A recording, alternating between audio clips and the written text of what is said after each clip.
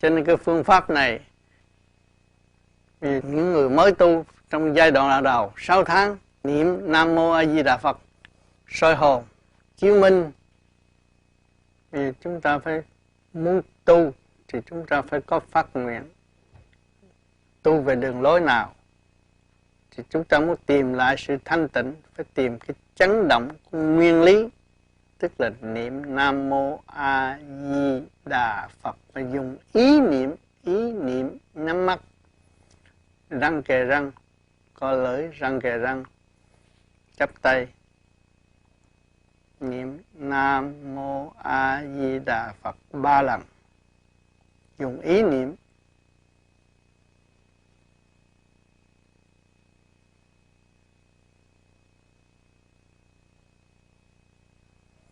Rồi tiếp tục cũng dùng ý niệm Nam Mô Tây Phương Cực Lạc Thế Giới Quán Thế Âm Bồ Tát, Nam Mô Long Hoa Giáo Chủ Di Lặc chứng minh đệ tử, tên họ của mình, của chính mình tu hành đắc đạo.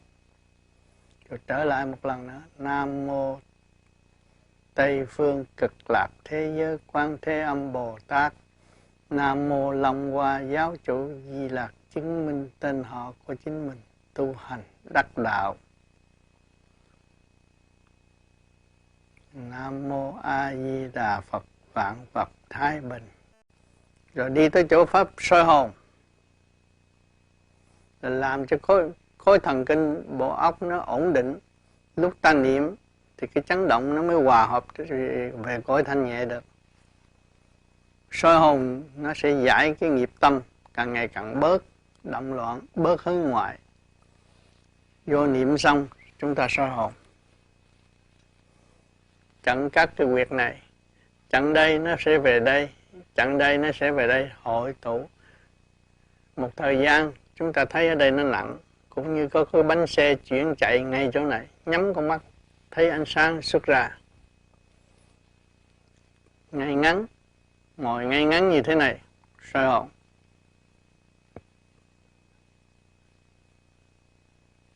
Từ 5 tới 15 phút là nhiều lắm, cho nó ổn định thần kinh bộ óc. Vì thần kinh bộ óc hay hướng ngoại, bị đời lôi cuốn. Bây giờ mình tập trung nó hội tụ thì nó mới hướng về chân giác, nó mới rời bỏ được nghiệp tâm. Soi hồn là rời bỏ nghiệp tâm. Trong lúc soi hồn nhớ chuyện đời, chuyện làm ăn, chúng ta mới nên tập trung dùng ý niệm Nam Mô A Di Đà Phật. Một chập thì nó giải tất cả những sự lo âu của thế sự.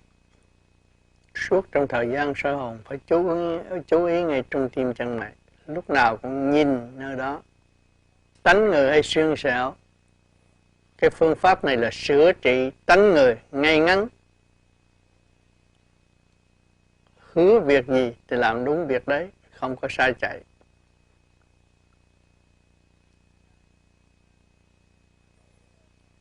Cha mẹ sinh ra nhưng mà sửa tánh con rất khó, chỉ con tự sửa thì mới tiến tới hòa đồng được. Đây là pháp soi hồn. Soi hồn là để làm gì?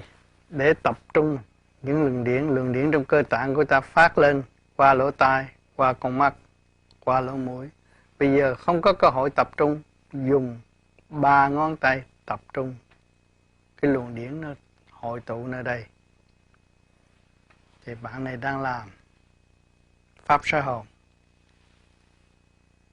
Ngồi phải ngay ngắn, tập trung nơi đây. Tương lai từ chỗ này nó sẽ nặng và nó xuất ra ánh sáng. Những người soi hồn về vô vi, tương lai mấy cái luồng điển này nó hội tụ về đây, chỗ này nó cao lên. Ở đây nó sẽ có cái vòng tròn ở đây. Cái dấu hiệu đi về không thanh tịnh. Pháp luân chí minh tập trung như khi đã soi hồn rồi thì tập trung ở đây.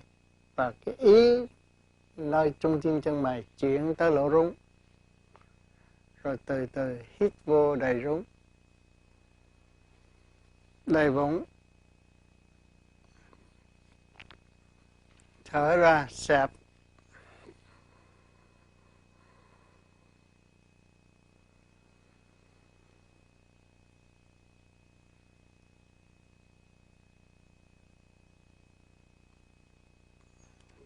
Hai.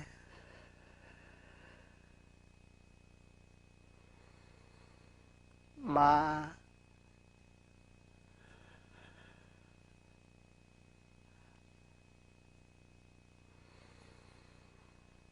Bốn.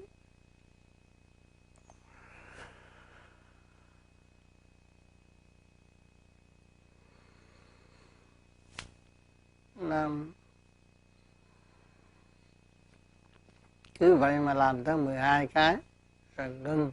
Làm từ 1 tới 11, rồi ngưng. Làm từ 1 tới 10, 1 tới 9, 1 tới 8, 1 tới 7, 1 tới 6, 1 tới 5, 1 tới 4, 1 tới 3, 1 tới 2, 1 tới 1. Nghĩ là tại sao chúng ta phải làm đó? Khi soi hồn rồi lo chấn chỉnh bộ thần kinh khối óc, co lưỡi răng kề răng. Khi nằm làm chứng minh cũng phải co lưỡi răng kề răng và chú ý ngay trung tim chân mày, chuyển tới cái rúng. Hít hơi vô để làm gì? Để làm cho bộ ruột được thanh lập, điều hòa, trật tự.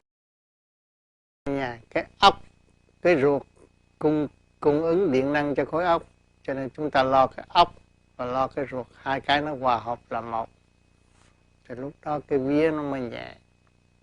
Có hồn thì phải có vía, cái vía nó sẽ nhẹ, nhẹ nhàng trong người khỏe mạnh, không có bị bệnh hoạn, luôn luôn lo cho khối óc và bộ ruột thì nhẹ nhàng.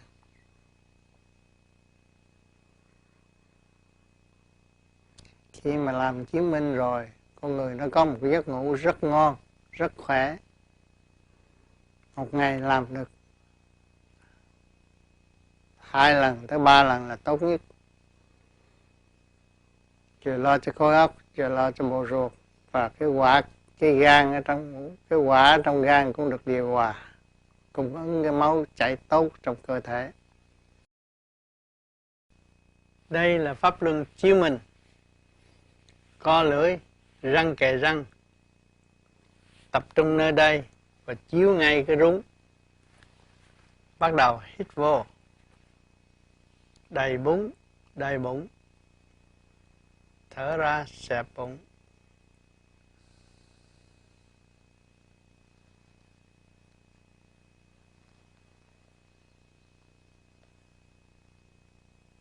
Để cho bộ ruột có đầy đủ dưỡng khí, và trong hít thở đó nó cũng có góp phần đem độc tố ra ngoài.